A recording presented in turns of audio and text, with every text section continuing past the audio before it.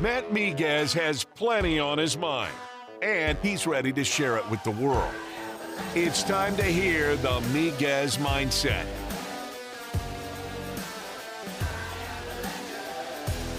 Welcome into another edition of the Miguez Mindset. Matt Miguez here on a Wednesday afternoon, talking about the Houston Astros. Picked up a rather thrilling 7-6 victory last night over the Baltimore Orioles. They're back at Camden Yards again tonight before getaway day tomorrow. You can hear both of those games right here on ESPN 103.7 Lafayette and 104.1 Lake Charles.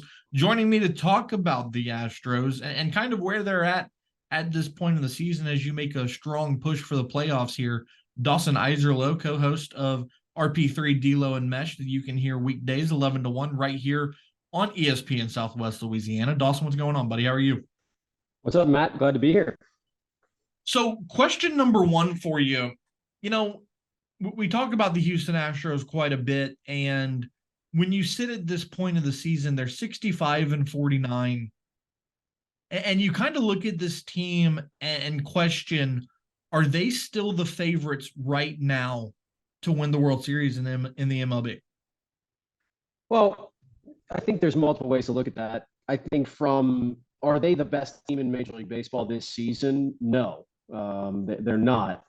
Are they still the favorite when you get into postseason play and you're dealing with teams that haven't necessarily been there before and you're factoring in, experience in those situations? Yeah, I think they're the favorites to get to the World Series from the American League because of what they've done before. But if you're just going to isolate performance in this season, they haven't been the best team. They've been, I wouldn't say far from it, but they haven't been the best team in the league. No. Now, let's look at last night's game. Framber Valdez didn't have his best stuff, gets in a hole early. It's kind of been that way his last couple of starts, right? Just seems a little bit off. And then, you get things going late in the game. John Singleton draws that big leadoff walk, which I know you were ecstatic about. And then the bases get loaded, and then Kyle Tucker does what he tends to do. When he steps up in a big situation, he finds a way to deliver. And he did that for the Astros last night. Just kind of talk about the team performance as a whole and what you saw out of John Singleton's debut with the Astros.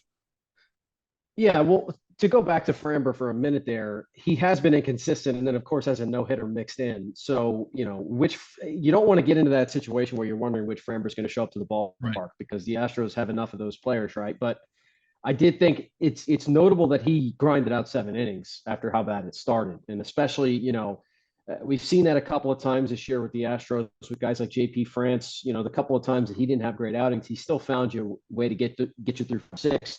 And that's kind of a lost art in some regards. A lot of guys run pitch counts up these days, but Framber doing that I thought was important because, again, he kept you in it throughout.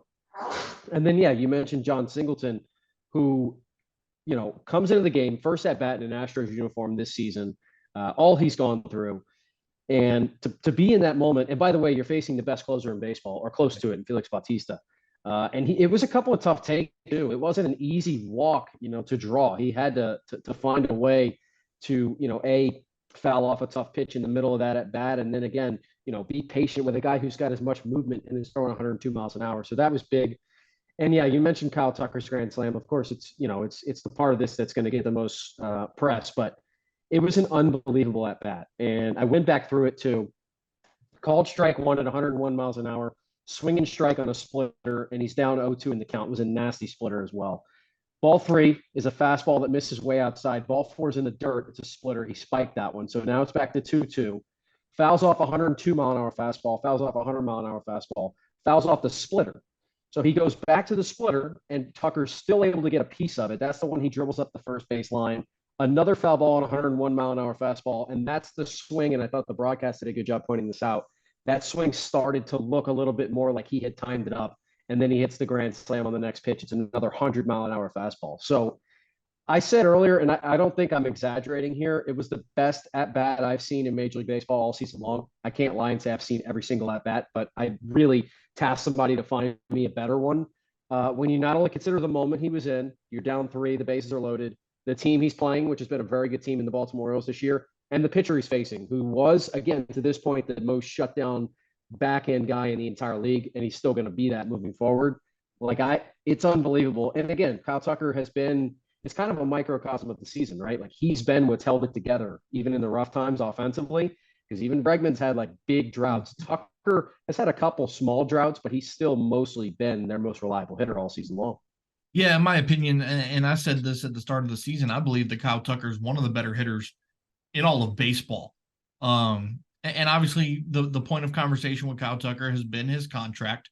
The Astros still unwilling, or not unwilling, unable to reach a deal with Tucker. Now they have time. You're just starting the arbitration process. You have until, I think I saw 2026 was the first year that he was a unrestricted free agent. In your opinion, how much of a priority is it for the Astros to get that deal done sooner rather than later? Well, I do think you have time on your side. And Dana Brown actually made a comment today on 790 in Houston, which he goes on there. And he basically said it's going to happen. It's a matter of, not a matter of if, a matter of when. And I'm paraphrasing there. But he basically said Tucker's going to be here long term. The reason you have that advantage, as you mentioned, and baseball is unique, for those who aren't as familiar with it. When a player basically reaches the major leagues, they start their clock, but you get a certain number of years of club control when a player gets to the big leagues, where they can't enter free agency as soon as they can in, say, the NBA or the NFL. So Kyle Tucker is under his arbitration years, as you mentioned, until 2026. So in 24, if they don't come to a terms, the best that Kyle Tucker can do is basically go to an arbitration session where he tells this arbiter that he deserves more money, and they'll make that decision on that 1 year salary. But he's not free to sign elsewhere. So they have really 2 years. I understand the idea of wanting to get it done earlier. The other thing about it is if you get that deal done earlier, those arbitration years are already factored in where he's going to get paid less just because he's not at a full free agent rate. So I don't know how much that really affects the years after the arbitration years, or when you're going to see a huge contract number for Kyle Tucker. So in the end, to kind of summarize what I'm saying there, it's important to get it done. I don't think it's important to get it done now. I don't even think it's important to get it done before the end of this year. But you don't want to be in a situation where you're going into that last arbitration offseason without a deal done and you're starting to feel the pressure. But again, we're talking about 2.5 years, not 2.5 months. Right. Now, let's go back to the trade deadline, which was, a week ago now. The Astros reacquire Justin Verlander from the New York Mets. They give up their top 2 prospects in Drew Gilbert and Ryan Clifford to do it. Obviously minor league prospects and clear-cut Hall of Fame pitchers are on 2 totally different scales. But in your opinion, how important was it for the Astros to get that deal done and bring Verlander back with all the pitching injuries that you've had this year? Yeah, I thought it was big. Now, if the Astros would have went out and acquired a lesser name than Justin Verlander, like let's say some of the names that were out there, let's say Jack Flaherty, who's actually going to be pitching for the Orioles tonight against the Astros. If they would have went and got a guy like that, or, some of the other names, the White Sox had a few that were kind of being floated out there, I would have been okay with it because I didn't think you needed that front end guy. Now, the interesting thing about it, though, is if Framber is not going to be as rock solid as he's been throughout his career down the stretch here, then maybe it was more important that it was Verlander. They needed someone, and especially even as great as JP France has been, he and Hunter Brown are both entering kind of uncharted territory as far as the number of innings they've thrown in a season. Now, JP, we interviewed him last week. He said he feels unbelievably good. Like he feels as good as he has ever. So, but at the end of the day, the numbers can kind of tell you some guys hit a wall. We'll see if these 2 guys do or not. But I do think it was important to get Verlander.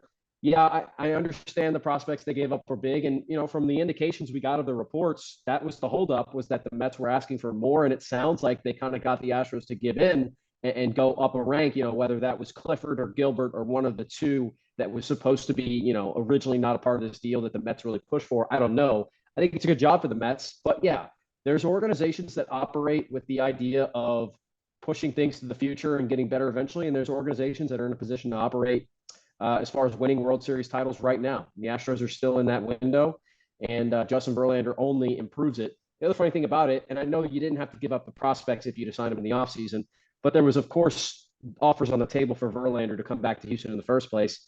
With the Mets paying a big portion of his salary, they kind of get him at the rate that they were willing to get him in the first place. and maybe even a little bit less than that. Now, again, you didn't have to give up Drew Gilbert if you just signed him in free agency, so that's a different story. But all in all, I think it could work out. And look, he looked good in his first start, and he's a guy who's going to certainly have a calming presence when he gets to postseason baseball.